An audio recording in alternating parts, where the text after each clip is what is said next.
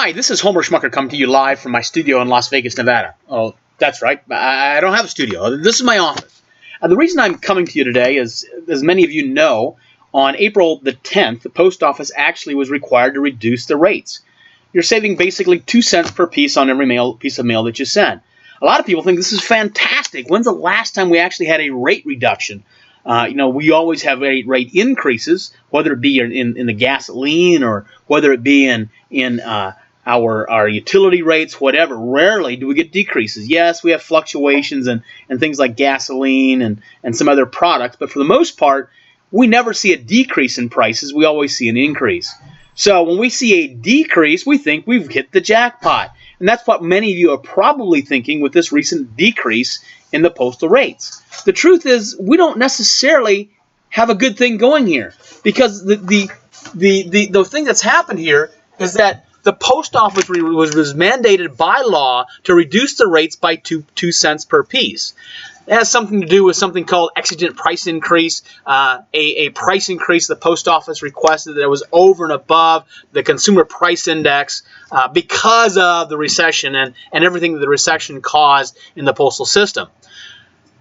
The discount in the long run, I believe, is going to hurt us. The discount is nice for right now, but all this discount really means is the post office is going to have greater losses in the future.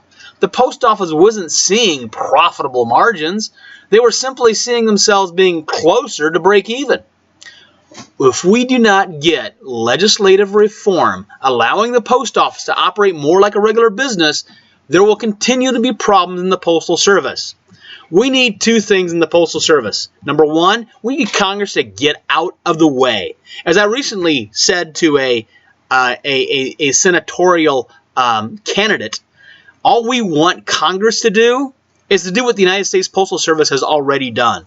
The United States Postal Service has reduced their costs by billions of dollars. They reduced their staff by hundreds of thousands. They've reduced their facilities by the hundreds.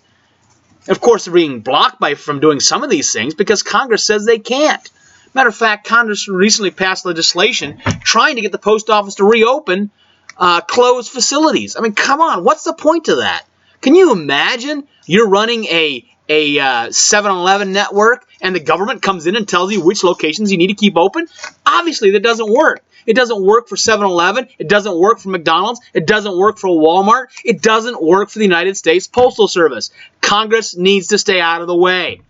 So guys, yes, we had a 2-cent discount in our postage recently, but it's really not a great deal.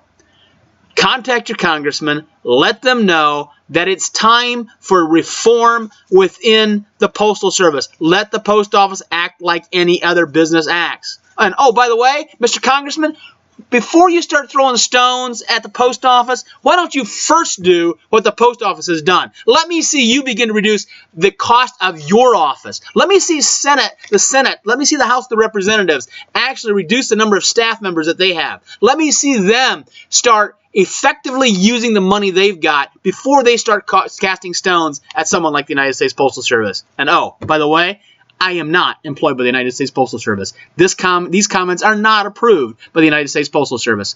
Thanks for listening.